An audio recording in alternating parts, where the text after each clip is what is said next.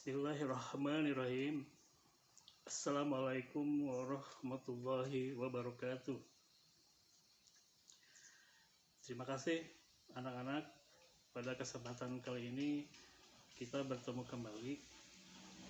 Sebelum kita memulai pelajaran kita dengan KD pengetahuan kisah keteladanan Wali Songo, juga KD keterampilannya menceritakan kembali kisah keteladanan Wali Songo, Bapak mulai. Begitu, marilah kita sama-sama berdoa terlebih dahulu ya. Berdoa mulai.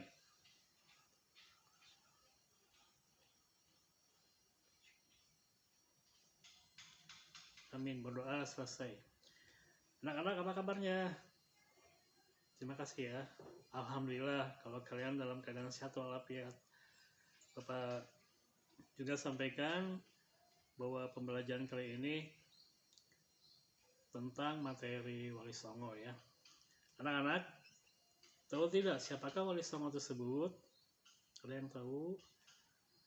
Ya, Wali Songo adalah wali Allah, orang yang beriman, yang selalu dekat kepada Allah, yang diberi karamah, juga diberikan keistimewaan daripada orang-orang biasa. Ada berapa sih Wali Songo tersebut? Wali Songo itu sesuai dengan namanya itu ada 9 ya. Jadi orang yang dekat kepada Allah ada 9 orang yang berada atau yang ada di tanah Jawa pada zaman sebelum kemerdekaan ya. Jadi Wali Songo tersebut sudah menyebarkan, berdakwah pada agama Islam kepada kita, menyebarkan dengan cara-cara yang berbudaya. Jadi beradaptasi dengan apa? Dengan penduduk setempat, juga tidak menghilangkan kebudayaan yang ada pada saat itu. Baiklah anak-anak, dalam Al-Quran menjelaskan bahwa wali Allah itu adalah orang yang beriman dan bertakwa. Di samping melakukan hal-hal yang wajib, para wali Allah senantiasa melakukan hal-hal yang sunnah serta menjauhi yang makruh. Kemudian bagaimana keimanan wali Allah tersebut? Keimanan yang dimiliki wali Allah tidak dicampuri oleh kesyirikan. Mereka tidak mengakui kekuatan lain, misalnya batu, keris, tombak, senapan, dan lain-lain, yang merupakan perbuatan syirik. Tapi senantiasa selalu memurnikan Allah Subhanahu wa taala, mentauhidkan Allah Subhanahu wa taala, dan menyebarkan, mendakwahkan agama Islam hingga sampai kepada kita sekalian ya. Alhamdulillah, para nabi sudah tidak lagi, para sahabat, tabi'in, kita malah disuguhkan oleh peran-peran para wali Allah ini yang ada di tanah Jawa. Anak-anak, Wali Songo itu kan ada 9. Udah pada hafal belum? Udah tahu belum? Udah kenal belum dengan Wali Songo? Kenalan dulu ya. Tak kenal maka tak sayang. Jadi siapa saja sih Wali Songo tersebut? Baiklah anak-anakku sekalian, Wali Songo yang pertama adalah Sunan Gresik, atau biasa dikenal dengan Maulana Malik Ibrahim. Yang kedua itu Sunan Ampel, atau biasa dikenal dengan Raden Rahmat. Yang ketiga Sunan Bonang atau Makhdum Ibrahim. Yang keempat Sunan Derajat. Yang kelima Sunan Kudus. Yang keenam Sunan Giri. Yang ketujuh Sunan Kalijaga atau Raden Said. Yang kedelapan Sunan Muria atau Raden Umar Syahid. Dan yang kesembilan adalah Sunan Gunung Jati, Sarif Hidayatullah. Yang nama-nama Sunan ini, para wali ini dijadikan nama bagi perguruan tinggi yang ada di Indonesia. Contohnya UIN Sunan Gunung Jati itu diambil dari Sunan Gunung Jati atau Sarif Hidayatullah. Di Bandung Sunan Gunung Jati, sementara di Jakarta itu adalah UIN Sarif Hidayatullah. Oke ya, itu anak-anak ya, nama-nama wali Allah yang harus kita kenali. Juga bisa kita pahami dalam pemahaman pembelajaran Wali Songo ini. Semoga kalian bisa mengenal sejarah juga keteladanan, sikap keteladanan apa sih para Wali Songo tersebut, dari Sunan Gresik, Sunan Ampel, Sunan Bonang, Sunan Derajat, Sunan Kudus, Sunan Giri, Sunan Kalijaga, Sunan Muria, dan Sunan Gunung Jati. Tapi ya teman-teman atau anak-anakku, bila ada suara motor berarti itu sedang ada dalam perjalanan ya. Semoga selamat senantiasa. Baiklah, anak-anakku, sebenarnya Bapak ingin menyampaikan bahwa pembelajaran kali ini adalah berbasis problem based learning. Problem based learning itu adalah problem dasar masalah. Jadi kita mengambil masalah dari Wali Songo tersebut. Bapak inginnya kalian itu sebenarnya berkelompok ya. Bapak bagi kelompok kalian 4 atau 5 kelompok. Kalau di sini ada 28 orang, itu bisa 4 kelompok ya, bisa 4 kelompok atau 5 kelompok ya. Kalian nanti Bapak berikan sebuah teks atau sebuah deskripsi tentang narasi dari sunan-sunan tersebut ini.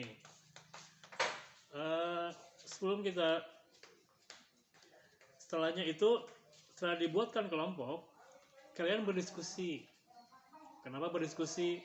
Dengan berdiskusi kita kerucutkan saja dari 9 Wali Songo itu, kita ambil sampel. Contohnya Sunan Ampel. Sunan Ampel ini dalam kajiannya itu mengungkapkan falsafah Mohlimo. Apa sih falsafah Mohlimo? Nah, nanti Bapak akan bahas satu persatu. Sementara itu kita akan coba deskripsikan, narasikan sekilas tentang yang pertama itu Sunan Gresik atau Maulana Malik Ibrahim. Maulana Malik Ibrahim disebut juga Sunan Gresik atau Sunan Pandes. Ia lahir di Samarkand, Asia Tengah, dan wafat di desa Gapura, Gresik, Jawa Timur. Kisah keteladanannya adalah semangatnya dalam mendakwahkan Islam. Sunan Gresik banyak membela rakyat Jawa yang tertindas oleh Majapahit. Ia juga mengajarkan cara-cara baru bercocok tanam. Walaupun pada penguasa yang zalim, tertindas, tapi Sunan Gresik ini semangat sekali untuk mendakwahkan. Dan itulah salah satu keteladanannya, mendakwahkan Islam walaupun dalam tekanan politik ya Majapahit. Oke, yang kedua itu Sunan Ampel yang kita kenal dengan Raden Rahmat. Sunan Ampel ini atau Raden Rahmat dianggap sebagai sesepuh oleh para wali lainnya. Makam Sunan Ampel terletak di dekat Masjid Ampel, Surabaya. Kisah keteladanan yang menarik adalah ketika Sunan Ampel berdakwah kepada Prabu Brawijaya. Bayangkan ya, Prabu itu adalah seorang raja, dan Sunan Ampel berdakwah kepada seorang raja tersebut. Meskipun akhirnya tidak memeluk agama Islam,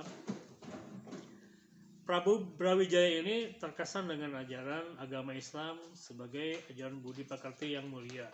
Seperti Rasulullah SAW mengajarkan kepada umatnya, liutamima makarimal akhlak. Jadi mengajarkan akhlakul karimah ya, sehingga kita sangat terkesan sekali, juga kita sangat merasakan bahwa Rasulullah SAW itu adalah panutan kita semua ya. Dan Sunan Ampel ini mampu mengimplementasikan ajaran Rasulullah SAW sehingga Prabu Brawijaya itu terkesan, walaupun pada akhirnya dia tidak memeluk agama Islam. Kemudian Sunan Ampel di sini mengajarkan falsafah Mohlimo. Apa sih Mohlimo tersebut? Yang pertama ya anak-anak, moh main artinya tidak berjudi. Yang kedua, moh ngombe artinya tidak mabuk-mabukan. Yang ketiga, moh maling, tidak mencuri. Yang keempat, moh madat, tidak menghisap candu atau ganja. Dan yang kelima, moh madon, tidak berzina. Ini adalah falsafah dari Sunan Ampel. Ya, kita bisa explore sebenarnya ya, gali, tidak main, tidak berjudi. Karena dengan berjudi itu akan habis semua harta benda kita, juga akan miskin ya. Kalau dalam bahasa bebasnya itu, orang yang berjudi itu akan menjadi orang yang miskin, bukan menjadi orang yang kaya raya.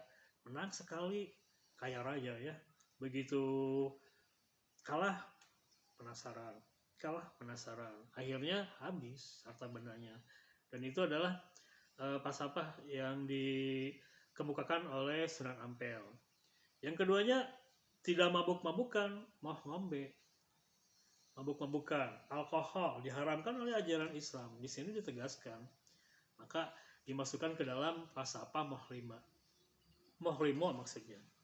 Yang ketiga, moh maling, tidak mencuri, tidak mengambil hak orang lain. Kita hormati hak orang lain, kita hormati hak kita, dihormati. Jadi bermartabat ya, punya harga diri. Yang keempat, moh madat, tidak menghisap candu atau ganja. Karena sekali itu kita masuk ke dalamnya, itu sakau misalnya ya, itu akan menjadi suatu hal yang ketergantungan, dan itu akan sulit untuk terlepas dari narkotika tersebut. Jadi Sunan Ampel jauh-jauh hari itu sudah melihat potensi bahwa itulah yang dilakukan oleh umat zaman sekarang itu, disangkanya keren ya anak-anak, ternyata itu bukan keren, tapi sumber kehancuran atau sumber kecelakaan. Dan yang ketiga, moh madon, tidak berzina. Kalau mau menyukai seorang perempuan, ya lamar ke orang tuanya, betul tidak? Kalian kalau sudah dewasa nanti menyukai seorang perempuan atau seorang laki-laki ya wajib datang kepada orang tuanya, meminta kepada orang tuanya dengan baik-baik. Setelah itu kan terjadi pertemuan dua keluarga, setelah itu ditentukan menikah. Ya itu yang dihindari oleh Sunan Ampel ya. Jadi sangat luar biasa sekali Sunan Ampel ini mengungkapkan falsafah moh limonya. Moh main, moh ngombe, moh maling, moh madat, dan moh madon. Oke, yang keempat itu Sunan Bonang atau Makhlun Ibrahim. Sunan Bonang adalah putra Sunan Ampel dan sekaligus muridnya. Ia wafat pada tahun 1525. Kisah keteladanannya adalah cara berdakwahnya yang bijak.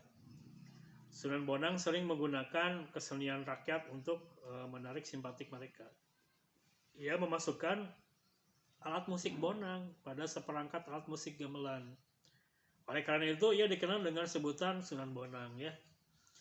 Sunan Bonang juga mengubah suluk wijil dan tembang tombo ati. Tahu anak-anak tembang tombo ati? Tombo ati itu 5 perkaranya. Ya seperti itu ya. Bapak kurang hafal, tapi itu dipopulerkan oleh Opik di zaman sekarang ya.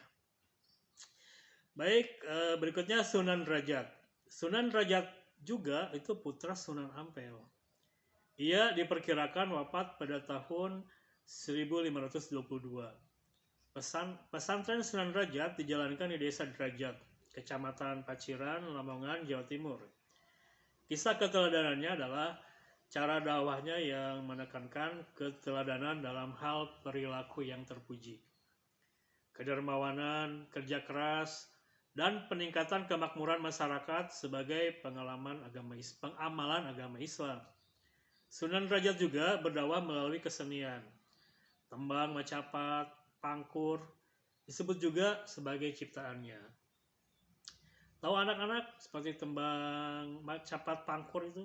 Ya seperti kalau di Sunda itu pupuh ya. Kalau Bapak tahu itu pupuh itu kinanti, pangkur, ya seperti itu. Ini diciptakan oleh para wali yang ada di tanah Jawa ini. Mereka kenapa menciptakan tembang-tembang seperti itu, yaitu pendekatan suluk, pendekatan kepada Allah Subhanahu wa taala, jalan ketuhanan juga disampaikan kepada masyarakatnya dengan cara kesenian. Kalau dengan seni kan itu senang. Orang kalau mendengar seni itu artinya gembira. Ketika ada dakwah-dakwah Islam, ya itu diserap, itu diterima dengan baik ya. Oke, berikutnya Sunan Kudus. Sunan Kudus adalah putra Sunan Ngudung atau Raden Usman Haji. Ia memiliki peran yang besar dalam pemerintahan Kesultanan Demak. Ia menduduki posisi sebagai panglima perang, bayangkan ya, panglima perang.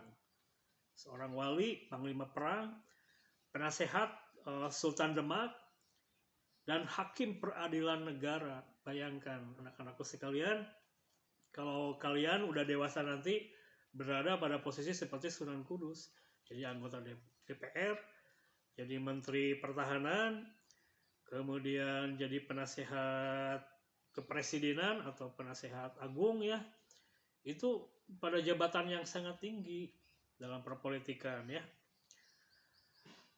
Sunan Kudus banyak berdakwah di kalangan kaum penguasa dan priai Jawa. Ya wajar lah karena Sunan Kudus ini berada dalam kepemerintahan. Saat itu pemerintahan Sultan Demak ya. Di antara yang pernah menjadi muridnya adalah Sunan Prawata penguasa Demak dan Arya Penangsang Adipati Jipang Panolan. Salah satu peninggalan yang terkenal adalah Masjid Menara Kudus. Sunan Kudus wafat pada tahun 1550. Berikutnya Sunan Giri. Sunan Giri adalah putra Maulana Ishak. Ia termasuk murid Sunan Ampel dan seperguruan dengan Sunan Bonang.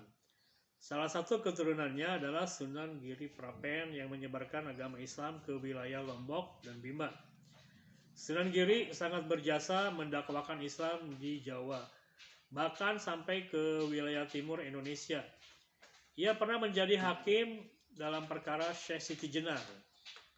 Syekh Siti Jenar itu adalah seorang wali yang mendengar ilmunya itu dengan menguping. Para wali sedang berkumpul, dia menguping, tapi ilmunya itu luar biasa sekali. Sampai dikatakan konon Syekh Siti Jenar itu bisa menangkap petir ya. Dan dia mengatakan bahwa itu seperti al-halaj, jadi bolak-balikan, jadi membolak-balikan ketuhanan ya. Kalau kepada para wali aku adalah hamba Allah, tapi kepada murid-muridnya aku adalah Tuhan. Itulah ajaran-ajaran seperti itu yang sulit dimengerti oleh orang biasa. Itu oleh salah satunya adalah Sunan Giri ya, dia menjadi hakim dalam perkara Syekh Siti Jenar, yang akhirnya Syekh Siti Jenar itu dihukum mati, dihukum penggal lah ya, untuk membuktikan bahwa dia itu kalau percaya kepada Tuhan ya penggal mungkin, karena mengajarkan ajaran yang sesat menurut golongan kaum awam, jadi tidak mudah dimengerti ya. Gitulah pada zamannya Siti Jenar itu seperti itu ya. Ia pun juga berdakwah melalui kesenian sama dengan Sunan Kudus ya, Sunan yang lain, Sunan Derajat juga mendakwakan tembang Islami untuk dolanan anak-anak, diciptakannya ya, seperti jamuran, jitungan, dan gelikan. Kita masuk ke Sunan Kalijaga ya, atau Raden Said.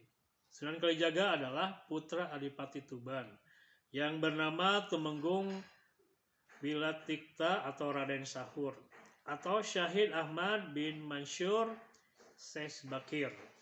Ia adalah murid Sunan Bonang. Sunan Kalijaga juga menggunakan kesenian dan kebudayaan sebagai sarana untuk berdakwah, seperti wayang kulit. Kalau di Jawa itu dibagi 3 ya. Di Jawa Timur wayang orang, di Jawa Tengah itu wayang kulit, dan di Jawa Barat itu wayang golek. Jadi sarana berdakwah melalui media wayang ya, baik itu wayang orang, wayang kulit, atau wayang golek. Di Sunda itu lebih populer wayang golek seperti yang Bapak Asep Sunaria populerkan, dan dalang yang lainnya. Itu dengan gaya khas seorang pedalangan itu ya, memerankan peranannya sebagai seorang kesatria, seorang Pandawa atau seorang Panawakan, musuh, itu diperankan dengan suara yang berbeda-beda tentunya ya. Jadi dengan kesenian yang merakyat di tanah Jawa ini disisipkanlah dawa-dawa Islam itu, dan itu Sunan Kalijaga sisipkan kesenian wayang kulit dan tembang-tembang suluk, tembang-tembang ketuhanan seperti Ilir dan Gundul-Gundul Pacul juga dianggap sebagai hasil karyanya. Kalau Gundul-Gundul Pacul pasti kalian pada tahu lah ya, itu dianggap sebagai lagu anak-anak, tapi itu Sunan Kalijaga yang menciptakannya.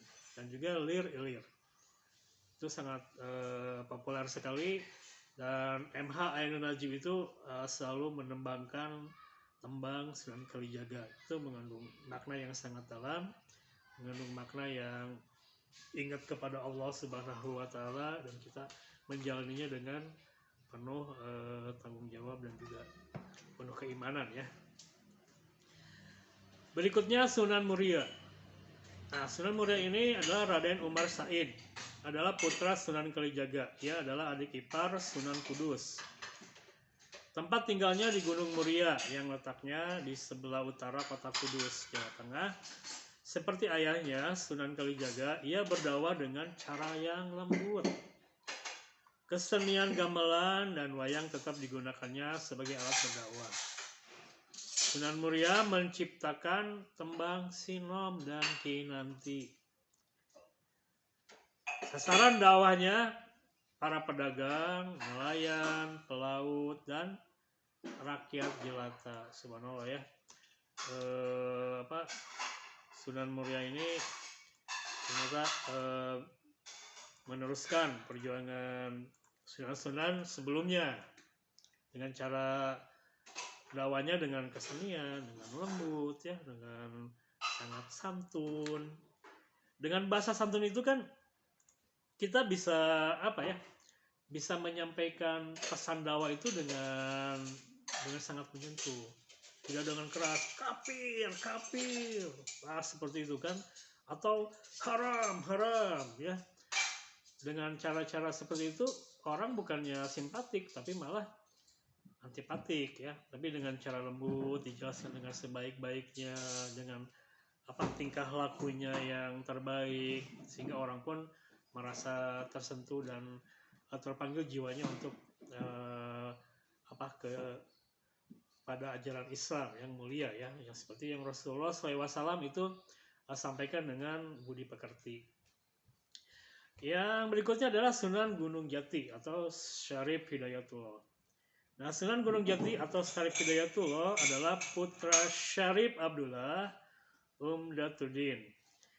Ia berjasa mengembangkan Cirebon sebagai pusat dakwah dan pemerintahannya yang kemudian menjadi Kesultanan Cirebon.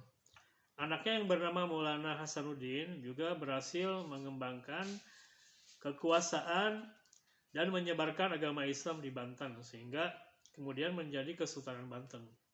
Sunan Gunung Jati memberikan keteladanan yang baik. Dalam bekerja, ia sering ikut bermusyawarah dengan para wali lainnya di Masjid Demak. Pada pembangunan Masjid Agung Sang Cipta Rasa 180, Sunan Gunung Jati melibatkan banyak pihak, termasuk para wali lainnya yang sejumlah tenaga ahli yang dikirim oleh Raden Patah ya. Jadi anak-anakku, kita mengenal siapa wali Allah. Wali Allah itu adalah orang beriman, orang yang dekat dengan Allah, yang diberikan karomah oleh Allah Subhanahu wa Ta'ala, dan diberikan dia tidak pernah berbuat syirik, selalu bertakwa ya, meningkatkan ketakwaan kepada Allah Subhanahu wa Ta'ala, dan menginikan artinya menyebarkan dakwah di tanah Jawa ya. Oke anak-anak, itu yang Bapak bisa sampaikan, narasi yang bisa sampaikan kepada kalian. Tugas kalian adalah dibuatkan kelompok menjadi 4 atau 5 kelompok. Dalam kelompok tersebut kalian mengumpulkan materi pelajaran nanti yang Bapak akan sharekan PowerPoint-nya atau materi ajarnya.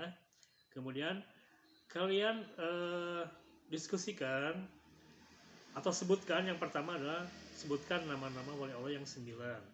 Berikutnya kalian ungkapkan falsafah limo atau falsafah Sunan Ampel. Setelah itu analisiskan juga apa yang kalian temukan dari falsafah limo tersebut dalam sebuah tulisan atau sebuah lampiran. Dituliskan ya, dituliskannya itunya, permasalahannya adalah limo itu apa aja gitu. Setelah dianalisis lalu kalian paparkan nanti di lembar presentasi, disimpulkan apa yang kalian dapatkan dari falsafah limo Sunan Ampel tersebut. Yang pertama adalah mau main, tidak berjudi. Kenapa rasanya tidak berjudi? Tidak boleh berjudi ya. Coba kalian sebutkan kalau ada dalilnya tidak boleh berjudi, silakan boleh. Kemudian apa implikasinya atau negatifnya itu berjudi itu apa? Sampai membuat seseorang itu hilang iman, juga sampai hilang maksudnya menjadi miskin lah dengan tersebut ya. Kemudian mau ngombe, tidak mau bukan. Coba kalian uraikan, analisiskan temuan apa yang kalian dapatkan dari falsafah limo tersebut ya. Berikutnya juga mau maling, tidak mencuri. Kenapa tidak mencuri ya? Kenapa tidak boleh mencuri? Itu adalah suatu kejujuran ya. Kalau mencuri itu adalah mengambil hak orang lain. Ya, berikutnya Muhammadat, tidak menghisap candu atau ganja atau narkotika di zaman sekarang. Dan yang kelima adalah Muhammadan, tidak berzina. Kalau mau ya menikah saja ya, begitu saja ya. Demikianlah anak-anakku pembelajaran kisah keteladanan Wali Songo yang dapat Bapak sampaikan kepada kalian dengan bahasa tugasnya. Mudah-mudahan apa yang Bapak sampaikan ini bisa memberikan jadi wasilah ilmu ya buat kita semua.